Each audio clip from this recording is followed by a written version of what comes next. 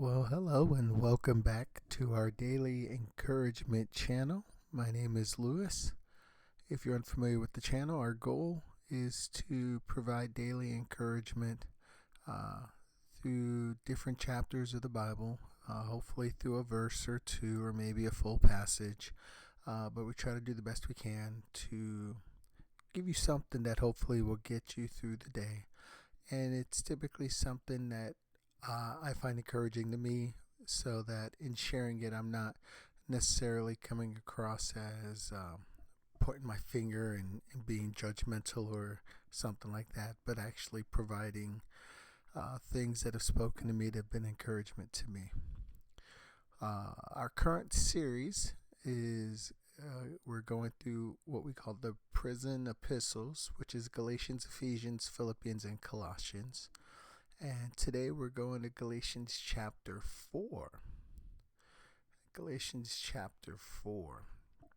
And what we'll do is we'll go over just the first, it looks like 7 verses, and hopefully be an encouragement to you. So starting over in verse 1 of Galatians, it says, "Now I say that the heir, as long as he is a child, differeth nothing from a servant, though he be Lord of all, but is under tutors and governors until the time appointed of the Father.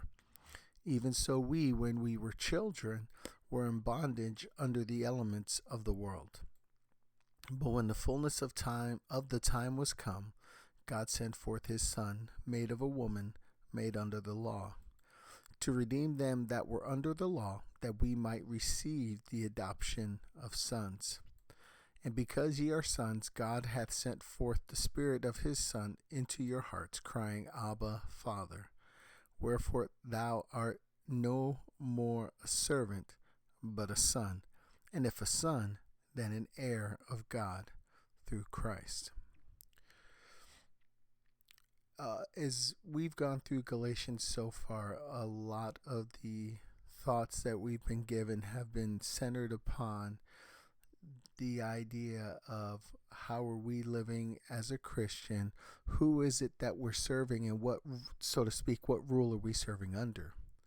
See, part of the Galatian church, part of the message that Paul had been delivering to them was that they knew what the truth was. They have been taught the truth from before. And then there was a false teacher, a false doctrine that was starting to be taught. And so in chapter 1, Paul emphasized, "But though we or an angel from heaven speak any other thing unto you than that which you have been taught, let him be accursed." Trying to say it's important for you to understand. You know what the truth is. And even if I were to come up to you and start teaching you something different, let me be accursed, because I've taken the time to teach you from what God has said, what his word has said, not my interpretation, not even necessarily my understanding, but this is what God had said. See, Paul even had to give his credentials to kind of show, hey, I understand what I'm talking about. I know what I'm talking about, and this is what my authority is based on. And then chapter 2 was Paul saying even how he had to talk to others and remind them of the message of Christ, that it's for not just Jewish, but for the Gentile believers as well, and that there's not a respecter of persons that God is, and that he has the same expectation, the same understanding for everyone. In order to get to heaven, is there's one way to get there, and only one way. And then when we got to chapter 3, the idea again of salvation being the same for all, because Paul made reference back to Abraham, which was also done in Romans, where it said that Abraham believed and it was counted to him for righteousness. So now we get here to chapter 4, and part of the understanding I want us to see, or at least how I look at it, understand there may be a different reading if you were to read a commentary, or even if your pastor were to preach on this. Um, Again, our goal isn't to make this a deep theological study. That might be something for a future podcast or a future video series. But at this point, just looking at it from up top, what is it saying?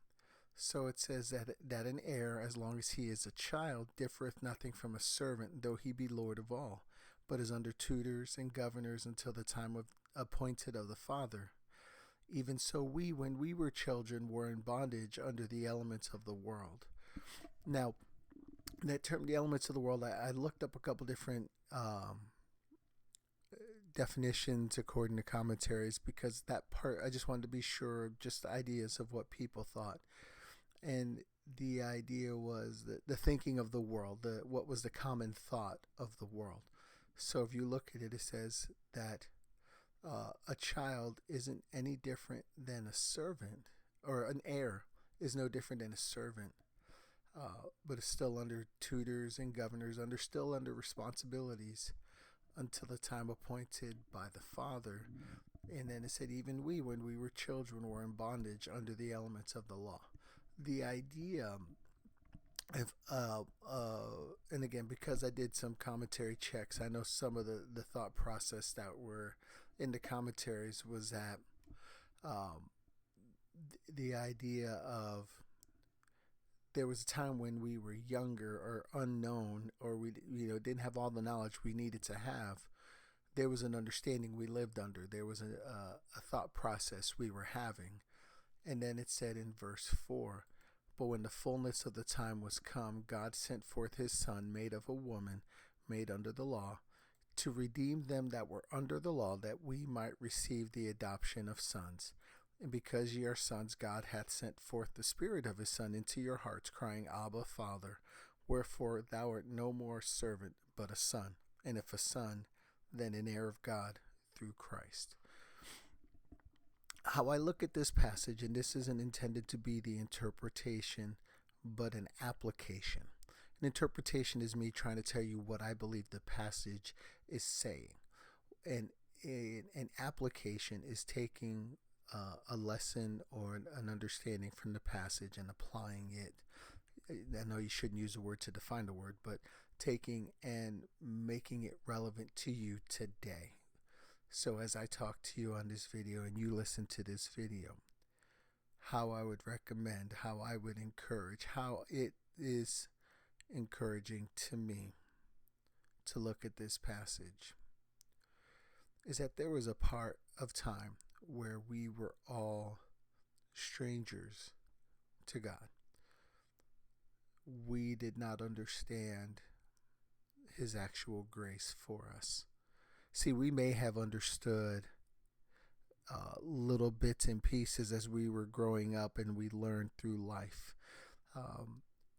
For example, I've referenced in the book of Romans, the law, the Bible, the Old Testament, so to speak, is referred to as a schoolmaster, as a teacher, to tell you what's right and what's wrong.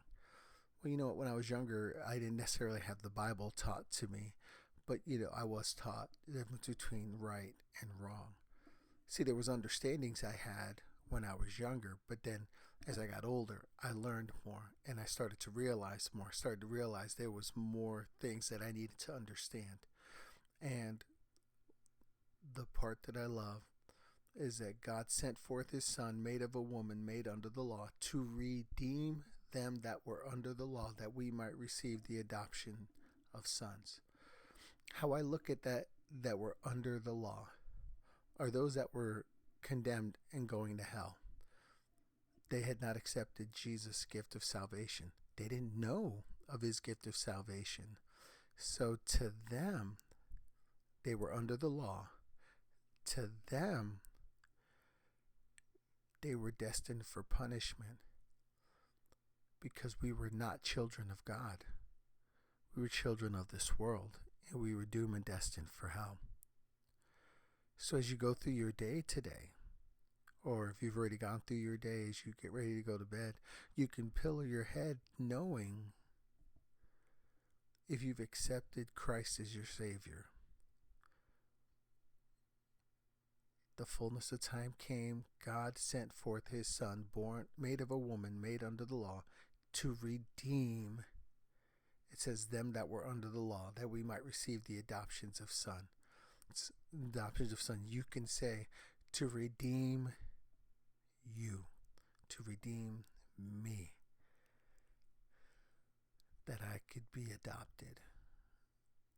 And because I'm adopted, God sent forth the Spirit of his Son into my heart, crying, Abba, Father. Wherefore, I'm no longer a servant of this world, of sin, a servant unknowing of a family, but instead I am a son. And if a son, then I'm an heir of God through Christ. I have a home in heaven waiting for me. Hopefully that's an encouragement to you. I know it's a little scatterbrained, but it's probably a more complex passage, and I don't want to by any means sell it short, but I do want to be an encouragement, which is, of course, the goal of our channel. If it's an encouragement to you, definitely please, at the bottom, like the channel, like the video, subscribe to the channel, and definitely continue to watch. I definitely will appreciate you doing that. And until the next time, I just pray that you be encouraged. Take care.